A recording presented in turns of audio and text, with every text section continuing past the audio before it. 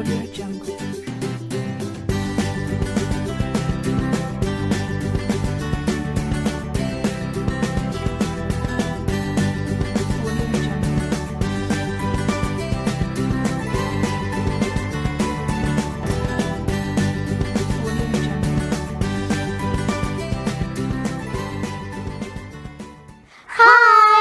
Welcome to plus program. Hi friends, எல்லாரும் எப்படி இருக்கீங்க? நல்லா இருக்கீங்களா? இப்போ நம்ம எல்லாரும் சேர்ந்து பழைய சாங் பண்ணலாமா?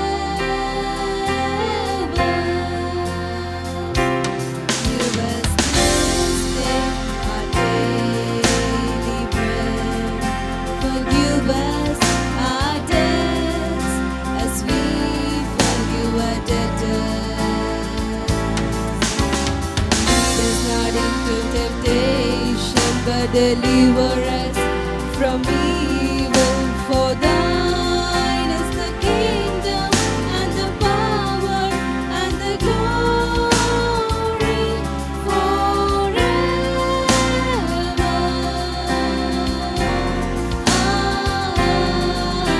Amen.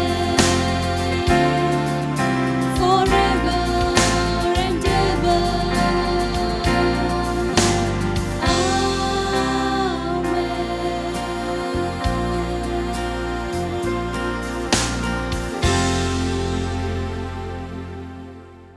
ஃப்ரெண்ட்ஸ், எல்லாரும் சூப்பராக ப்ளே சாங் பண்ணீங்க. இப்போ நம்ம எந்திரிச்சு நின்று ஆக்ஷன் சாங் பண்ணலாமா? பண்ணலாமே.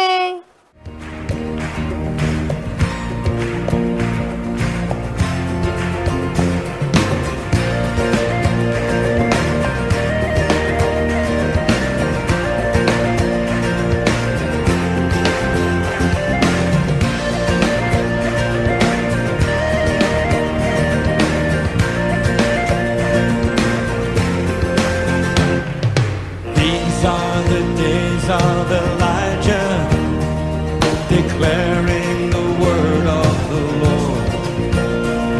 And these are the days of your servant Moses, righteousness being restored.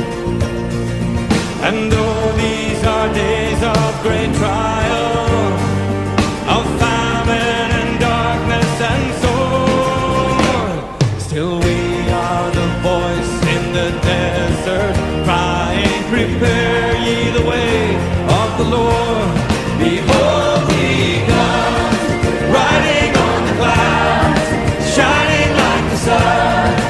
At the trumpet call, lift your voice, the year of Jubilee, and out of Zion's hill salvation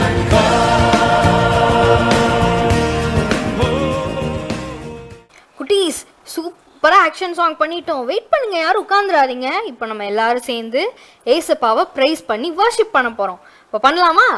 பண்ணலாமே.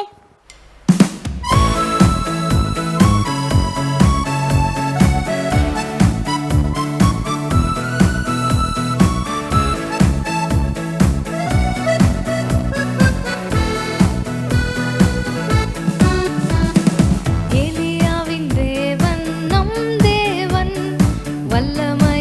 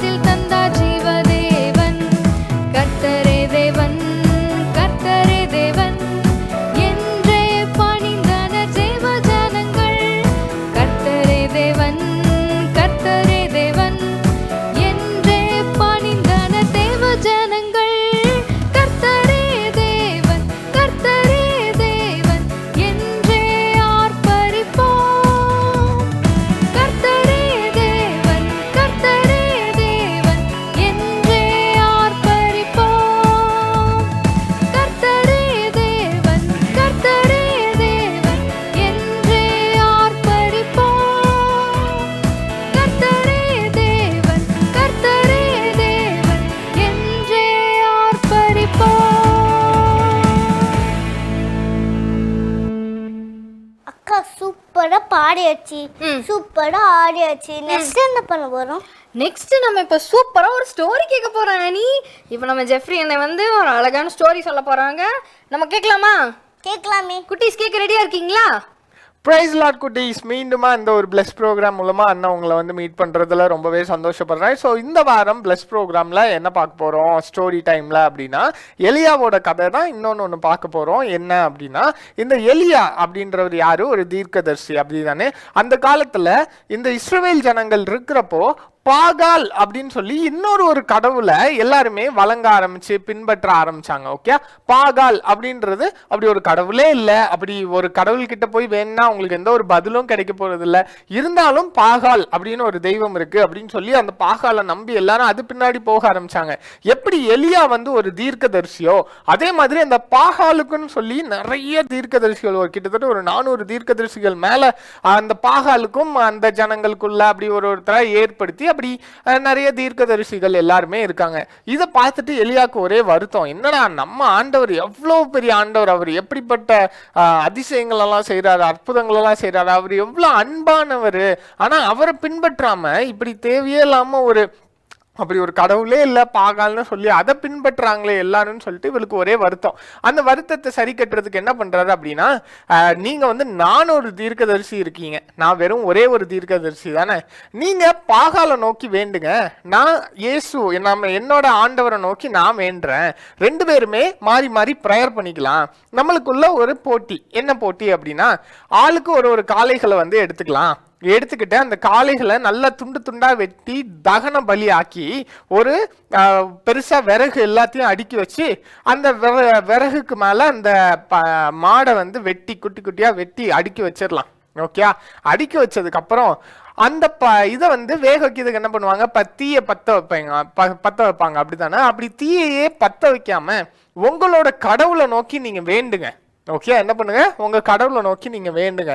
அப்படி உங்க கடவுளே டைரக்டா இறங்கி வந்து இந்த அந்த மாடை வந்து விறகு மேல அடுக்கி வச்சிருக்காங்கல்ல, அதை பற்ற வச்சு அதை சுட்டெரிக்கணும். அப்படி எரிச்சா உங்களோட கடவுள் பெரிய கடவுள். இல்லைன்னா நான் அதே இதை பண்றேன், நான் அதை பண்ணி ஜெயிச்சுட்டேன் அப்படின்னா அப்போ என்னோட ஆண்டவர் தான் மெய்யான தெய்வன் நீங்க எல்லாத்துக்கும் ஒத்துக்கணும் அப்படின்னு சொன்னோன்னே இஸ்ரவேல் ஜனங்கள் எல்லாரும் கை தட்டி ஆமா அவர் சொல்றது கரெக்ட் தான், இதை நம்ம செஞ்சு பார்க்கலாமே அப்படின்னு சொல்லி சொன்ன உடனே ஓகே. அதுக்கப்புறம் என்ன நடக்குது அப்படின்னா, இந்த 400 தீர்க்கதரிசிகளும் சேர்ந்து அவர் சொன்ன மாதிரியே துண்டு துண்டா மாடு எல்லாத்தையும் வெட்டி அவங்களோட பாகால் அப்படின்னு ஒரு இல்லாத ஒரு கடவுளை நோக்கி கத்தி கத்தி கூப்பிடுறாங்க, வாங்க வந்து இந்த இதை சுட்டெரிங்க, இந்த அக்கினியை சுட்டெரிச்சு இந்த இதை எடுத்துட்டு போங்க அப்படி இப்படின்னு சொல்லி கத்தி கத்தி கூப்பிடுறாங்க. காலையில ஆரம்பிச்சு மத்தியானம் வரைக்கும் இப்படி கத்தி கத்தி கத்தி கத்தி கூப்பிட்டு இருக்காங்க. இதை எலியா பார்த்துட்டு அவருக்கு ஒரே சிரிப்பு. இன்னும் நல்லா சத்தம் போட்டு கூப்பிடுங்க, அவருக்கு ஏதோ காது கேட்கலையோ என்னமோ, அவர் ஏதோ தூங்கிட்டு இருக்காரோ என்னமோ அந்த பாகால் அப்படின்றவரு, யாருக்கு தெரியும், அதனால இன்னும் சத்தமா கத்தி கத்தி கூப்பிடுங்க கத்தி கத்தி கூப்பிடுங்கன்னு சொல்லி அவருக்கு ஒரே ஜோக்கா இருக்கு. என்னடா இப்படி இல்லாத ஒரு கடவுளை பார்த்து வேண்டிட்டு இருக்காங்களேன்னு சொல்லிட்டு.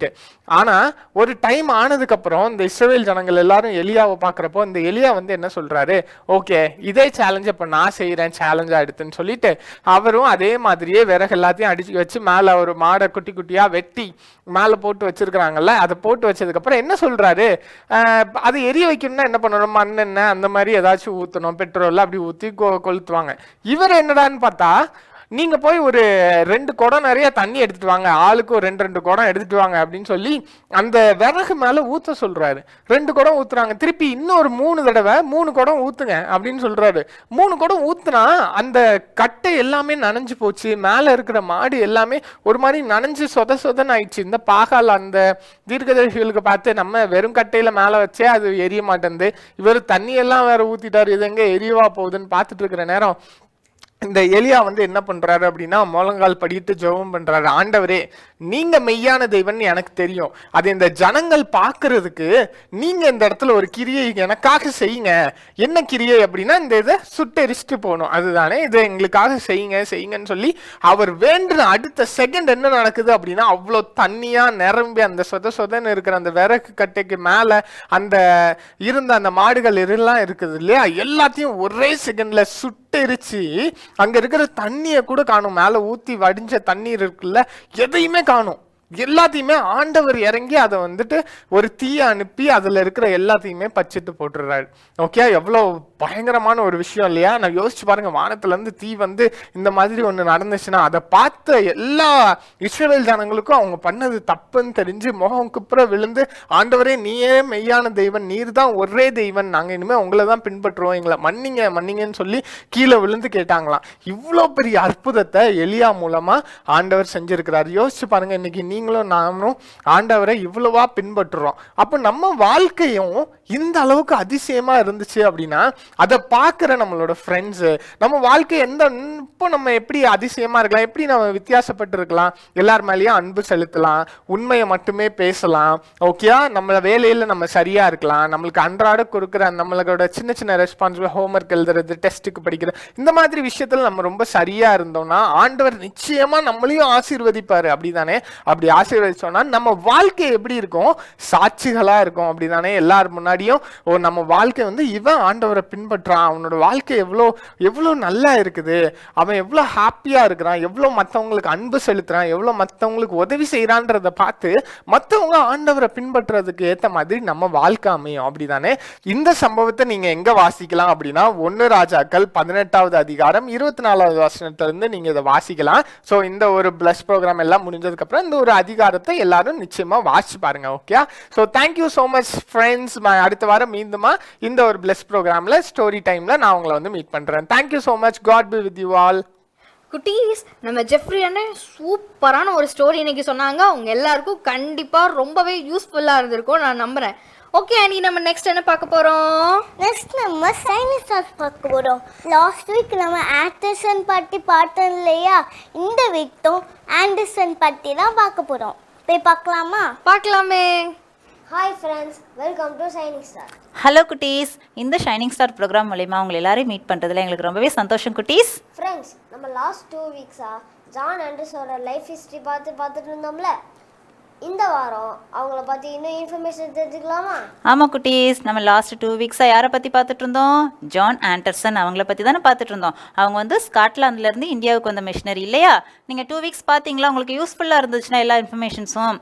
ஜான் ஆண்டர்சன் வந்து நம்ம இந்தியாவுக்கு ஊழியம் செய்ய வந்தாங்க. மிஷினரியாக ஏசப்பா கிட்ட தன்னை ஒப்பு கொடுத்து ஊழியம் செய்கிறதுக்கு வந்தாங்க. அவங்க வந்து எந்த மாதிரியான ஊழியத்தை இந்த இந்தியாவில் வந்து செஞ்சாங்க? நிறைய மிஷினரி மாஸ் நம்ம இந்தியாவுக்கு வந்திருக்கிறாங்க இல்லையா? ஒவ்வொருத்தரும் ஒவ்வொரு விதமாக ஏசப்பாவை பற்றி மக்களுக்கு எடுத்து சொல்லுவாங்க. சிலர் வந்து எல்லா மக்களுக்கும் வந்து டாக்டர்ஸாக வந்திருப்பாங்க. எல்லா மக்களுக்கும் நோய்வாய்ப்பட்டிருக்கிற மக்களுக்கெல்லாம் நிறைய ட்ரீட்மெண்ட் எல்லாம் பண்ணி அதன் மூலமாக கூட என்ன செய்வாங்க? ஏசப்பாவை பற்றி அப்படியே மக்களுக்கு சொல்லுவாங்க. அப்புறம் நிறைய நல்ல விஷயங்கள் செய்து சொல்லுவாங்க. நிறைய சமூக பணிகளெல்லாம் மக்களுக்கு செய்து அதன் மூலயமா கூட ஏசப்பாவை பற்றி எல்லாருக்கும் ஜனங்களுக்கும் சொல்லிட்டு இருந்தாங்க இல்லையா? இந்த ஜான் ஆண்டர்சன் அவர்கள் எந்த விதத்தில் ஏசப்பாவை பற்றி மக்களுக்கெல்லாம் சொன்னாங்க? அவர் வந்து தன் கையில் ஆயுதமாக எடுத்துக்கிட்டது வந்து எஜுகேஷன், கல்வியின் மூலமாக தான் ஏசப்பாவை பற்றி எல்லா ஜனங்களுக்கும் ஆண்டர்சன் சொல்ல ஆரம்பித்தாங்க. இதைத்தானே நம்ம லாஸ்ட் வீக் பார்த்தோம் குட்டீஸ். ஆமாம், ஜான் ஆண்டர்சன் அவங்களுடைய முக்கியமான நோக்கம் என்ன தெரியுமா பவின்? என்னதுமா? ஓகே, அது என்னதுன்னா வேதாகம சத்தியங்களை வந்து கல்வியின் வழியாக தான் மக்களுக்கு கொண்டு செல்ல முடியும் அப்படிங்கிறதுல வந்து ஜான் ஆண்டர்சன் உறுதியாக இருந்தாங்க. அதுக்காக வந்து பயிற்றுவிக்கப்படுகிற ஆசிரியர்கள் வந்து எந்த மாதிரியாக இருக்கணும் அப்படின்னா, தன்னுடைய சொந்த நாட்டிற்கு வந்து எல்லா மக்களுக்கும் ஏசப்பாவை பற்றி நல்ல சொல்கிறவங்களா இருக்கணும். அது மட்டும் இல்லாமல் உண்மையான கல்வியை வந்து மக்களோட அடித்தட்டில் இருக்கிற எல்லா மக்களுக்கும் நல்ல கல்வியை கொண்டு செல்கிற நல்ல மனமுடைய ஆசிரியர்கள் பயிற்றுவிக்கப்படணும் அப்படின்னு சொல்லி ஜான் ஆண்டர்சன் விரும்பினாங்க. இந்த நம்ம சென்னையில் வந்து அவங்க வந்து ஃபர்ஸ்ட் ஒரு மிஷன் ஸ்கூலை ஆரம்பிச்சாங்கன்னு நம்ம சொன்னோம் இல்லையா? அவங்க ஃபர்ஸ்ட் ஆரம்பித்த மிஷன் ஸ்கூல் தான் இப்போ சென்னையில் இருக்கிற சென்னை கிறிஸ்டியன் காலேஜ்னு கூட நம்ம லாஸ்ட் வீக் பார்த்தோம் இல்லையா? ஸோ அந்த மிஷன் ஸ்கூலில் ஃபஸ்ட்டு ஒரு 59 சில்ட்ரன்ஸோட அவங்க வந்து அந்த மிஷன் ஸ்கூலை ஸ்டார்ட் பண்ணாங்க. ஏசப்பாவை பற்றி நிறைய காரியங்கள் சொல்லி தருவாங்க. அது மட்டும் இல்லாமல் நல்ல கல்வியையும் மாணவர்களுக்கு சொல்லி கொடுத்துட்டு இருந்தாங்க.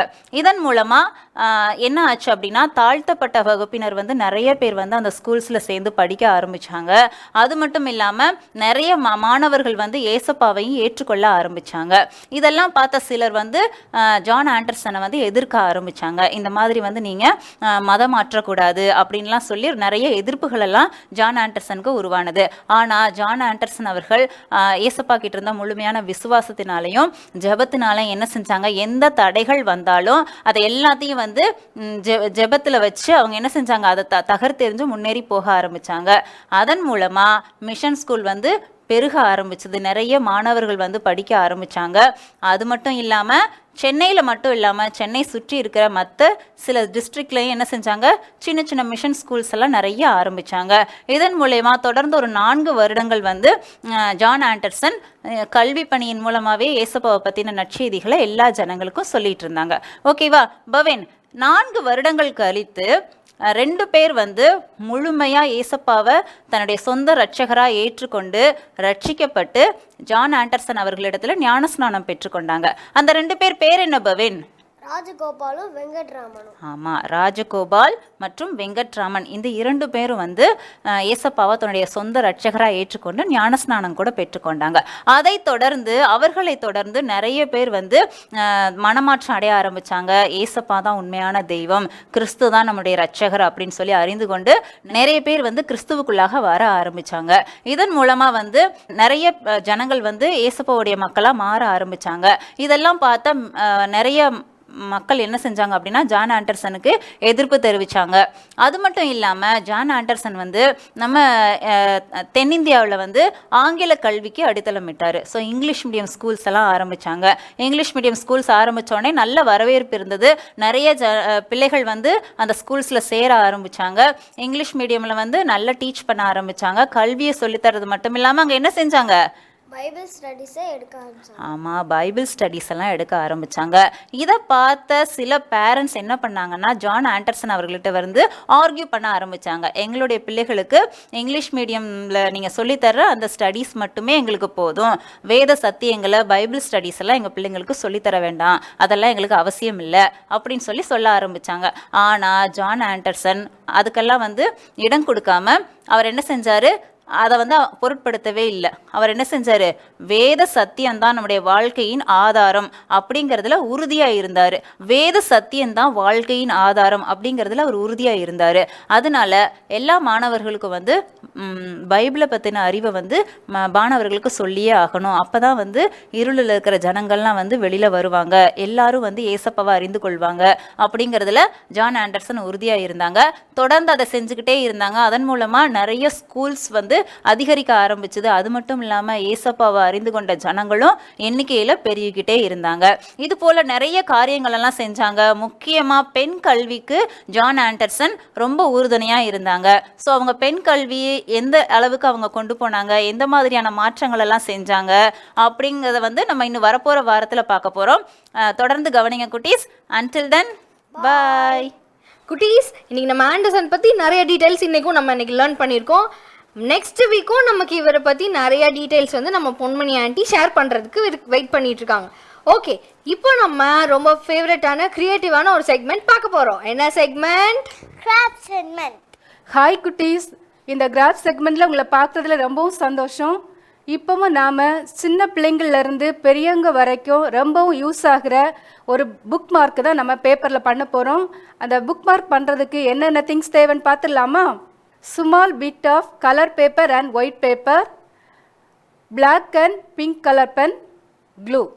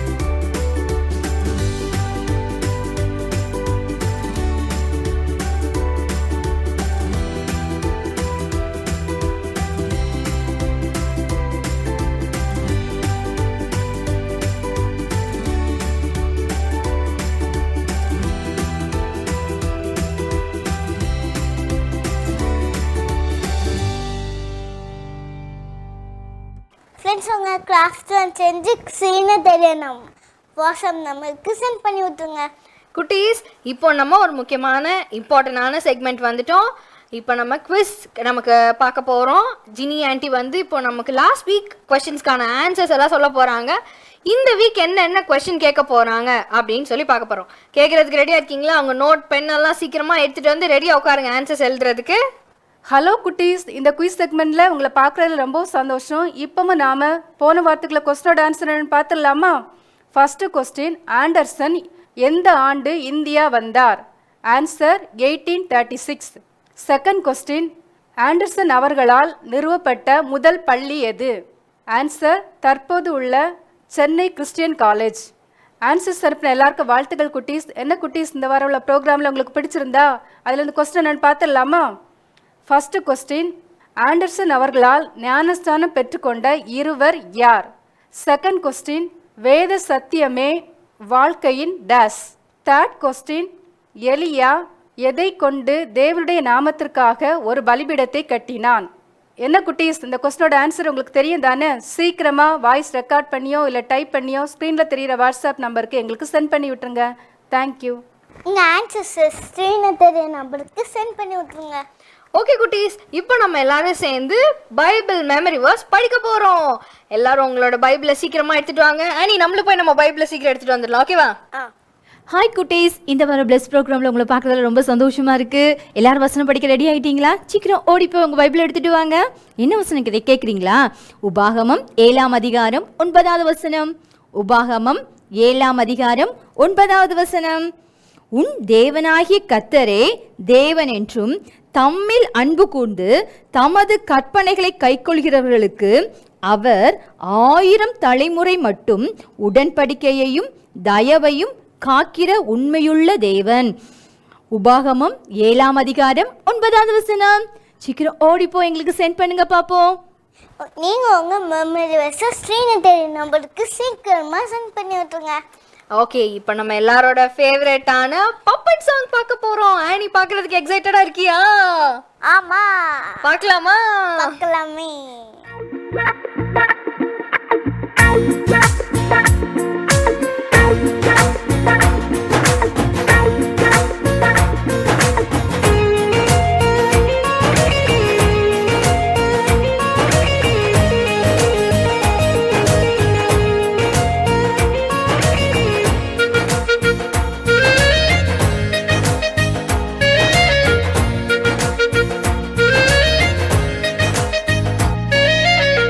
அழகழகா அழகழகா இது உனக்கு அழகழகா, அழகழகா அழகழகா இது எல்லாம் உனக்கு அழகா.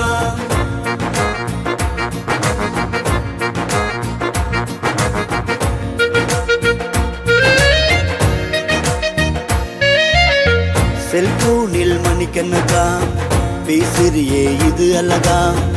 ஏசுகிட்ட பேசணும்னா தூங்குறியே இது அழகா. கண்ணிருந்தும் காணாம காதிருந்தும் கேளாம கோயில் மணி ஓச கேட்டும் ஊர் சுத்துறியே இது அழகா. கோயில் மணி ஓச கேட்டும் ஊர் சுத்திரியே இது அழகா. அழகழகா அழகழகா இது உனக்கு அழகழகா, அழகழகா அழகழகா இது எல்லாம் உனக்கு அழகா.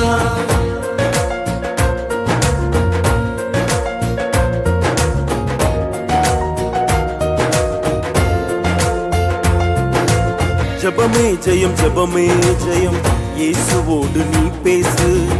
வேதம் வாசி வேதம் வாசி அதையே தினம் நீ சுவாசி.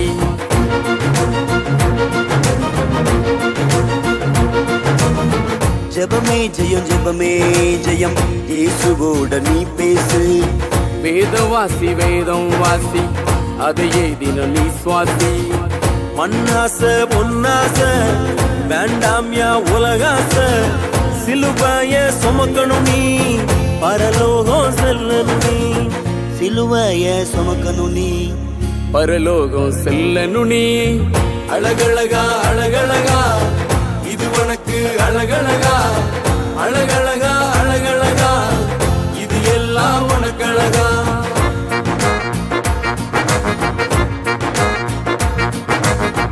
அழகழகா அழகழகா இது உனக்கு அழகழகா அழகழகா அழகழகா இது எல்லாம் உனக்கு அழகா. குட்டீஸ், இன்னைக்கு பிளஸ் ப்ரோக்ராம் உங்கள் எல்லாருக்குமே ரொம்ப ரொம்ப ரொம்ப யூஸ்ஃபுல்லாக இருந்திருக்கும், ரொம்ப பிளஸடாக இருந்திருக்கும்னு நாங்கள் நம்புகிறோம். ஸோ இதே மாதிரி சூப்பரான பிளஸ் ப்ரோக்ராமில் நானும் ஆனியும் உங்களை நெக்ஸ்ட் வீக் மீட் பண்ணுறோம். Until then, பாய். Audio Jungle.